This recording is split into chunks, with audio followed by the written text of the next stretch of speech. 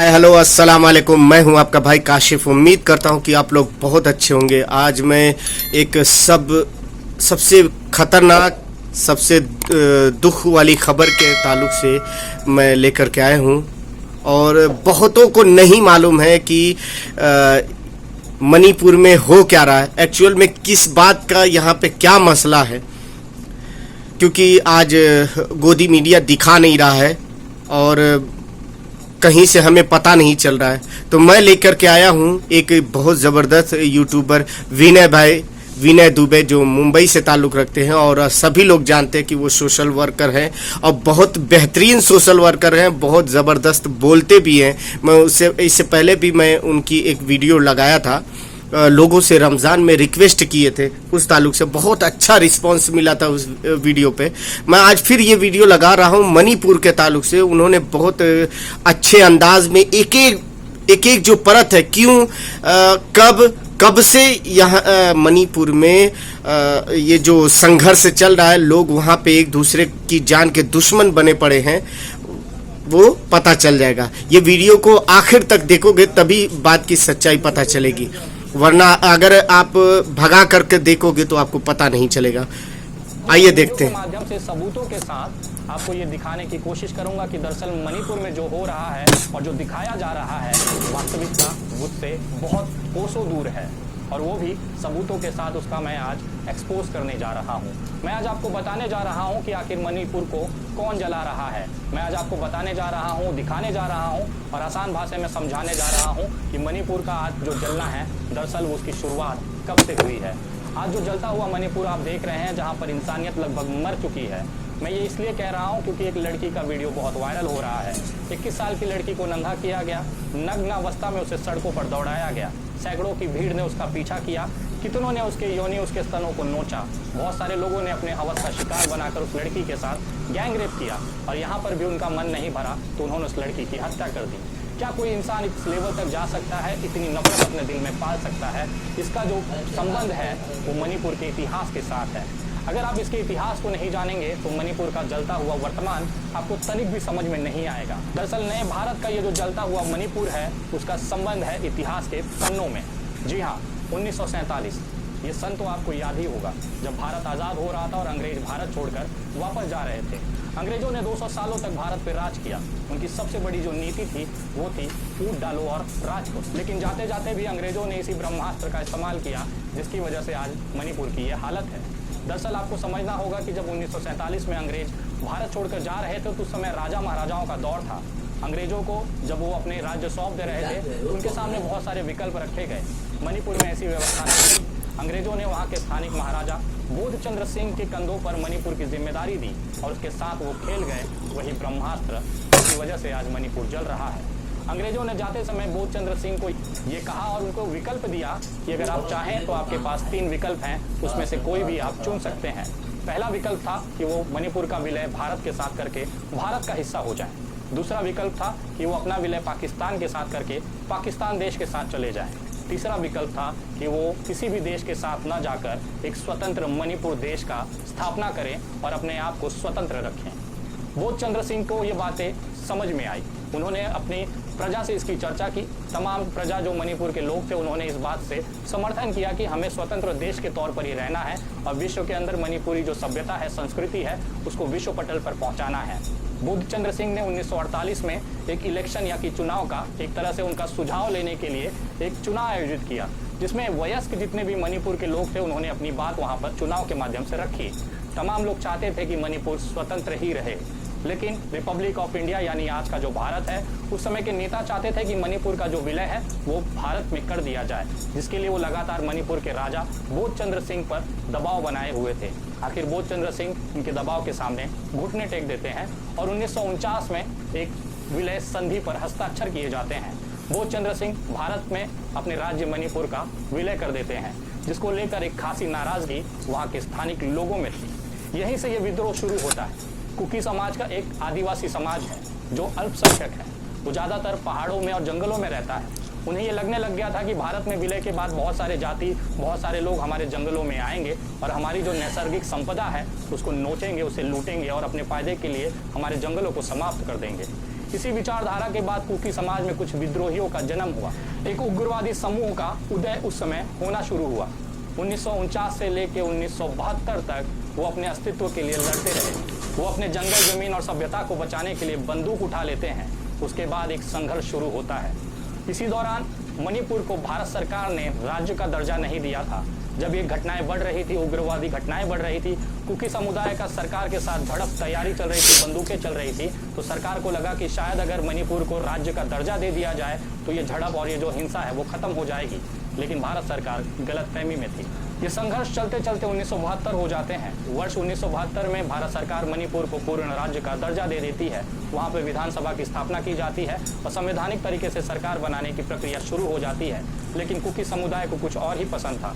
वो नहीं चाहता था कि वो भारत के साथ जाकर वहां पर शांति स्थापित करें, क्योंकि उन्हें यह डर था कि उनके जंगलों में ये जो बाहर के लोग हैं या फिर जो अन्य जाति के लोग हैं वो घुसेंगे और हमारी संपदाओं को नुकसान पहुंचाएंगे। भारत सरकार भी ये समझ चुकी थी कि ये मामला ऐसे सॉल्व नहीं होने वाला है। 1980 का दौर आया। भारत सरकार ने मणिपुर को अशांत क्षेत्र घोषित कर दी। सैनिक कार्रवाइयां वहां पर शुरू हुई। आर्मी को वहां पर भेजा गया ताकि ये जो मणिपुर के जो कुकी उग्रवादी हैं इनका सफाया किया जा सके। भारतीय सेना ने भी पूरी ताकत लगाकर ऑपरेशन ऑल क्लियर शुरू किया। इसका पूरा मकसद था कि जंगलों में छुपे हुए जो उग्रवादियों के कैंप हैं, एक तरह से कुकी उग्रवादियों का सफाया करना इस भारतीय सेना का मिशन रहा।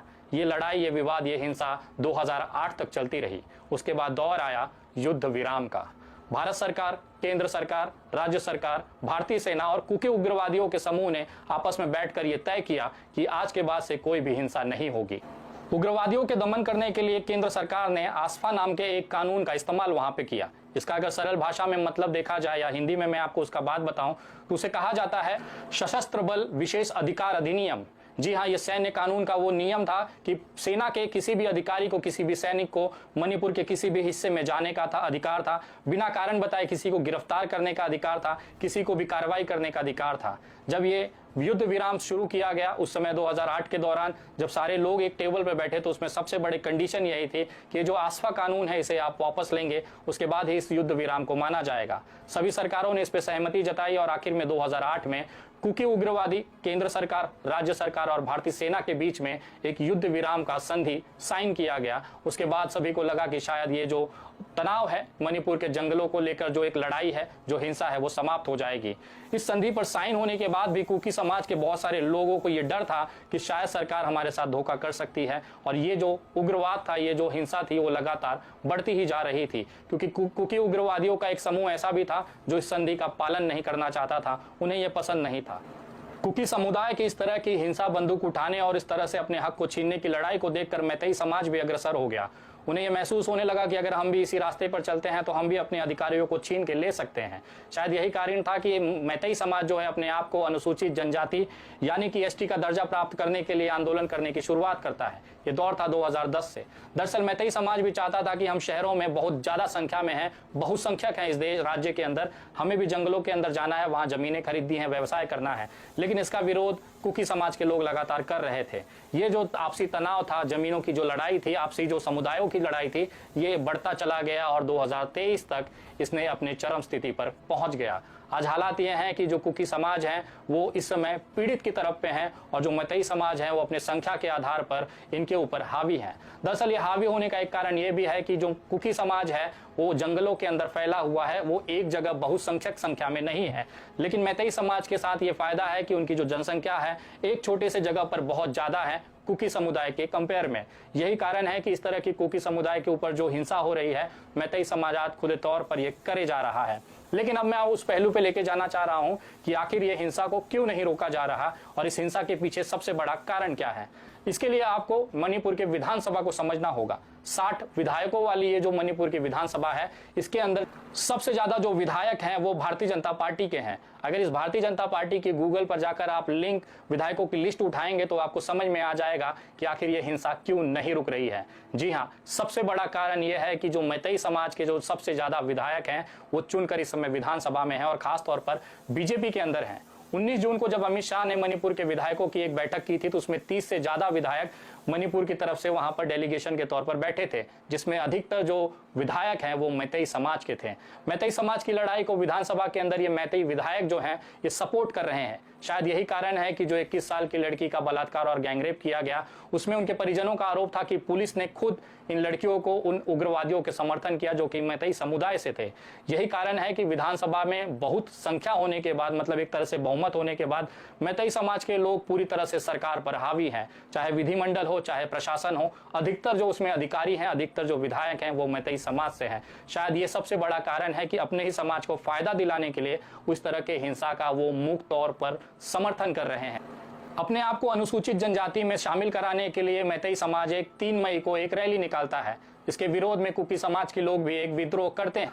इन दोनों समुदाय के बीच में टकराव का असर यह होता है कि प्रदेश में हिंसा फैल जाती है। इसी हिंसा से आपस में लड़ाई झगड़े और हत्याओं से बचने के एक 56 साल का पिता अपने 19 साल के बेटे और 21 साल की बेटी के साथ में अन्य 2 महिलाओं के साथ जंगल की तरफ भागते हैं। उन्हें यह विश्वास था कि शायद हम जंगल चले जाएंगे तो ये हिंसा खत्म होने के बाद हम लौट आएंगे। जंगल में चलते समय उनको वहां पर रेस्क्यू करने के लिए स्थानिक मणिपुर पुलिस पहुंचती है और अपने साथ उन्हें ले जाती है। मैतेई समाज के लोग कुकी समाज के लोगों को खोज कर मार रहे थे। पुलिस को जब पता चलता है कि ये जो 56 साल का पुरुष, 19 साल का बेटा और एक जो लड़की है वो कुकी समाज की है, तो उसके बाद वो उन्हें पुलिस स्टेशन ले जाकर छिपाना चाहते थे। लेकिन रास्ते में ही मैतेई समाज के लोगों का समूह उसे घेर लेता है। पुलिस के साथ हाथापाई होती है और इन तीनों को, इसके साथ में 2 अन्य महिलाओं को वहां से ले जाते हैं। सबसे पहले 56 साल के पुरुष यानी कि पिता की हत्या कर दी जाती है। उन 3 महिलाएं, जिसमें से एक की उम्र 21 साल, दूसरी की महिला की उम्र 42 साल, तीसरी महिला की उम्र 52 साल थी। उन तीनों महिलाओं से मैतेई समाज के उग्रवादी कहते हैं कि आप अपने कपड़े उतारिए। इसको देखकर 19 साल का लड़का अपनी बहन की इज्जत बचाने के लिए मैतेई समाज के लोगों से लड़ जाता है। बाद में उसकी पिटाई की जाती है, उसे गोली मारकर उसकी हत्या कर दी जाती है। मैतेई समाज के उग्रवादी इन तीनों महिलाओं को ले जाते हैं। उसमें से एक महिला के साथ ये गैंगरेप करते हैं और उसकी हत्या कर देते हैं। इसके बाद 20 दिन बाद तक ये मामला शांत रहता है, क्योंकि वहां पर इंटरनेट की व्यवस्था नहीं है।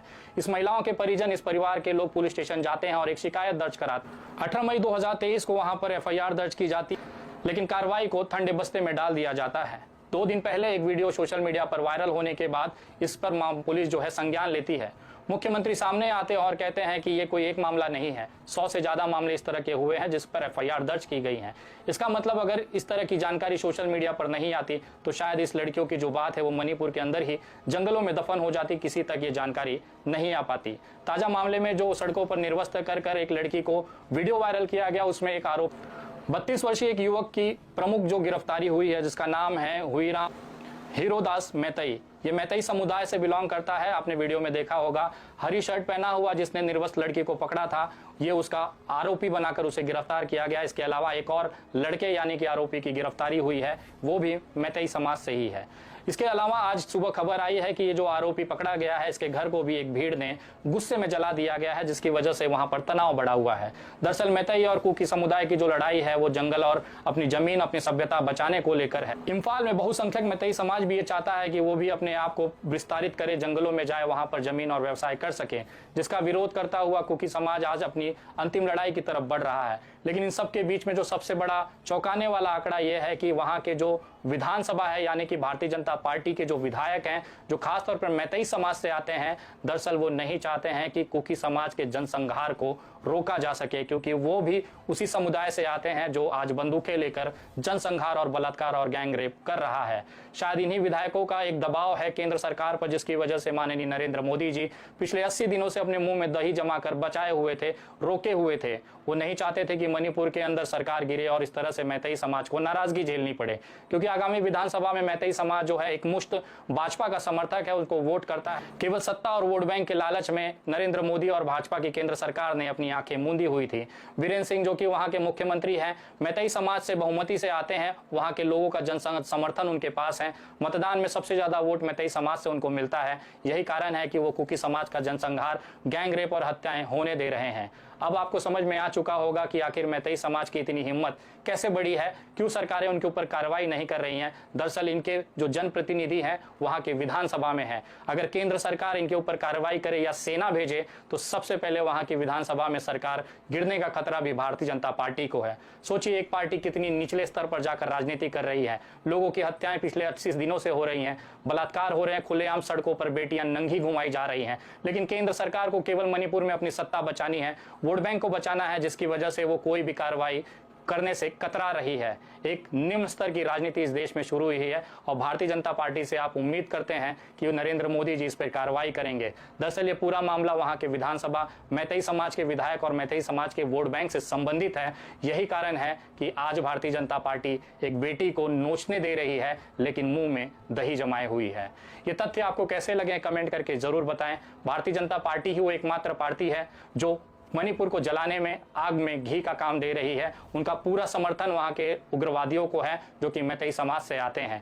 उनका पूरा समर्थन वहां के जनसंहार को है, बलात्कार को है, वहां की हो रही हत्याओं को है। शायद ऐसा नहीं होता अगर सही में वो संविधान और कानून की बात करते तो आज सेना भेजकर मणिपुर को कंट्रोल कर सकते। लेकिन केवल सरकार गिर जाएगी, एक सत्ता का लालच उनके दिल में पैदा है जिसको वो खोना नहीं चाहते, जिसकी वजह से वो मणिपुर को जलने दे रहे हैं। और मैं दावे के साथ कहता हूं अगले कितने ही महीनों तक मणिपुर जलता रहेगा, क्योंकि सरकारों की इतनी औकात नहीं है कि वोट बैंक सत्ता से उठकर इंसानियत और मानवता के बारे में वो सोचे। वीडियो ज्यादा से ज्यादा लोगों तक शेयर करें ताकि मणिपुर की असलियत और सच्चाई आप तक पहुंच सके। अगली वीडियो, उम्मीद करता हूं कि ये वीडियो आप लोगों को बहुत कारामद साबित हुई होगी। इससे आपको इन्फॉर्मेशन मिली होगी मणिपुर के ताल्लुक से कि मणिपुर में क्यों, कैसे, क्या वजह है ये हालात पैदा होने के। ये किस गवर्नमेंट का या वहाँ के पब्लिक का किसका माना जाता है। कमेंट करके ज़रूर बताइएगा और अपने दोस्तों, रिश्तेदारों, फेसबुक, इंस्टाग्राम, ट्विटर, जितना भी सोशल मीडिया है उस सब पे इसको ज़्यादा से ज़्यादा शेयर कर दो ताकि सभी लोगों को पता चले कि ये मणिपुर में आखिर क्यों हो रहा है, क्या वजह है। वरना लोग ऐसे ही है कि अरे यार हुआ क्या है, अक्सर बात करते हुए मिलते हैं कि मणिपुर में हो क्या गया है, क्यों ऐसा हो रहा है। कुछ लोग जो उम्र दराज है उनको तो पहले से पता है कि मणिपुर में अक्सर होता रहता है, ऐसा हुआ है। और जो नए लोग हैं वो अब पता चला कि आखिर हुआ क्या है। जैसे जम्मू कश्मीर में हुआ तो वहाँ पे पता चलता है कि ऐसा ऐसा हुआ था, लेकिन मणिपुर के ताल्लुक से बहुतों को नहीं पता है। और विनय भाई ने को हेड्सअप करता हूँ कि उन्होंने बहुत अच्छे अंदाज में, बहुत ही गजब अंदाज में समझाया। अपने माँ बाप का, अपने मुल्क का ख्याल रखें। अस्सलाम वालेकुम।